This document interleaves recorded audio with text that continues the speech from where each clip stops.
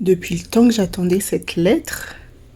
Bon, je me suis enjaillée trop tôt vu que Public Mobile ne veut pas prendre ma carte bancaire. Super. Un mois que j'attends cette lettre. Un mois du Service Canada. J'espère que c'est des bonnes nouvelles. Je pense que dans cette vidéo, ce sera plus des galères que j'aurai.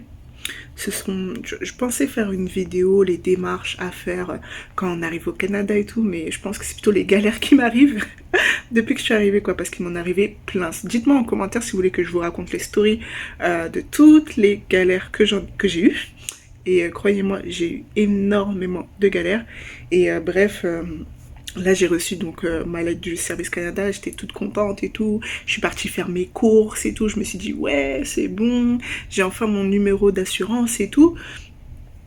Et ben non, ils me disent que dans la lettre, il y a écrit que comme quoi il manque des documents. Ce que je comprends pas, vu que comme je savais que c'était une demande en ligne et que ça allait mettre vachement du temps, vu que je me doute qu'ils sont surchargés, j'ai fait exprès d'avoir tous les documents. Même j'ai rajouté des documents juste au cas où. Et genre... ils me disent, mais ils me disent pas quel document il manque. Et là, bah, en attendant, en faisant la queue à Walmart, genre, je vois mon forfait que je voulais prendre sur internet, je le vois là. Je fais, ok. Donc, je vais voir la caissière, je lui demande, ouais, des explications, est-ce que je peux activer ma carte SIM avec? Donc, elle m'a dit oui, que je peux, il faut juste payer là, et que au lieu de mettre carte de crédit dans le paiement, je mets bon de paiement. Donc là, je vais essayer, j'espère que ça va fonctionner. Alors là, je suis juste super contente. Bon là, je sors un peu pour prendre l'air et tout, parce que je reste assez enfermée dans ma chambre. Et au fait, en sortant, je me suis dit, tiens, je vais regarder les courriers parce que j'ai refait ma demande de NAS. Donc pour savoir si finalement, avec les nouveaux papiers que j'ai envoyés, si maintenant je peux l'avoir. Et là, je vois quoi? Une lettre marron. Je me suis dit, cool. Bon après, d'un côté, je me suis dit, cool, mais après, de l'autre côté, je me suis dit... alors, ils vont encore me refuser, donc sois pas trop contente et tout. Donc la lettre marron, elle ressemble à ça. Donc je regarde finalement la lettre et je vois un numéro et je continue. J'ai enfin mon NAS.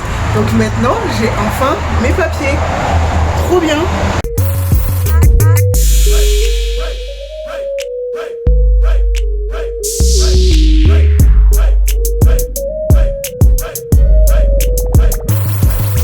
Salut tout le monde, j'espère que vous portez bien. On se retrouve pour une nouvelle vidéo afin de vous parler des démarches à faire à votre arrivée au Canada. Je vous parle des démarches que maintenant alors que je suis au Canada déjà depuis 4 mois. Mais bon, ces démarches au fait m'ont pris du temps à les faire dû à la situation actuelle. Et puis je préfère vous faire des vidéos sur des choses que j'ai déjà faites. Avant de commencer, si tu es nouveau ici, je t'invite à t'abonner à ma chaîne et à activer la cloche des notifications afin de rater aucune de mes prochaines vidéos. Je t'invite aussi à me rejoindre sur Instagram car c'est là que je suis le plus active et comme ça tu suivras mes aventures aujourd'hui le jour, mais aussi à me rejoindre sur mon Instagram photo. Actuellement, je suis en train de poster des photos de mes précédents voyages. Petite annonce aussi, au fait, je prépare une vidéo, au fait, je vais faire l'interview de personnes qui sont là en tant qu'expatriés, en tant que PVTistes, depuis 1 an, 2 ans, voire plus. Je trouve intéressant, en fait, de voir le point de vue et du moins le retour d'expérience de d'autres personnes. Donc, si vous aussi, vous avez des questions à leur poser, n'hésitez pas à me le mettre en commentaire, comme ça, je les poserai pour vous. Voilà, on peut passer au vif du sujet. À votre arrivée au Canada, il y a 3 choses importantes que vous devez faire. En premier, c'est votre NAS, qui se traduit par numéro d'assurance sociale.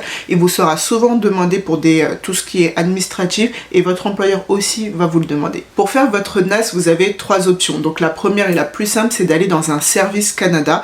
Vous y allez, vous n'êtes pas forcément obligé de prendre un rendez-vous, ça prend moins de 30 minutes et il faut y aller avec votre passeport et votre visa. La deuxième option sera de faire votre demande en ligne. Pour ça, il faudra remplir un petit formulaire, prendre en photo votre visa, prendre aussi en photo votre passeport et votre preuve d'adresse. Et la preuve d'adresse, ce sera un bail ou par exemple une facture de téléphone. Et la troisième option, ce sera d'envoyer ton visa par voie postale. Habituellement, il faut être à plus de 100 km d'un service Canada, mais avec la situation actuelle et le service Canada qui a fermé, tout le monde pouvait le faire. Et en fait, cette option est l'option numéro 2, c'est-à-dire en fait de faire ta demande en ligne, ça prend une vingtaine de jours. Moi personnellement, je déconseille fortement en fait de faire la troisième option, donc qui est de envoyer par voie postale votre visa, parce qu'au fait c'est pas une photocopie que vous devez envoyer, c'est l'original. Et j'ai vu plein de témoignages au fait de personnes dont leur visa a été perdu par Poste Canada et va faire les démarches pour les refaire. Et en plus avec la situation actuelle, faire des démarches comme ça, Moi j'ai choisi au fait de faire l'option 2, donc de faire ma demande en ligne. La première fois que je l'ai fait, au fait, j'ai envoyé mon attestation au fait de logement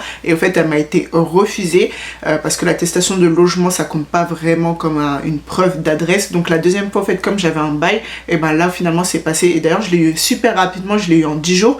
Bon, 10 jours c'est long, mais dites-vous que le refus je l'ai eu en 1 mois. Donc quand tu reçois l'acceptation en 10 jours, franchement tu te dis c'est bon, je vais enfin pouvoir aller me trouver un travail. La deuxième chose importante que tu dois faire à ton arrivée au Canada, ce sera de prendre un numéro de téléphone canadien. Je te mets en petit ici au fait une vidéo où je parle des forfaits téléphoniques canadiens, car si tu recherches un boulot sur place, personne ne t'appellera si tu as un numéro étranger.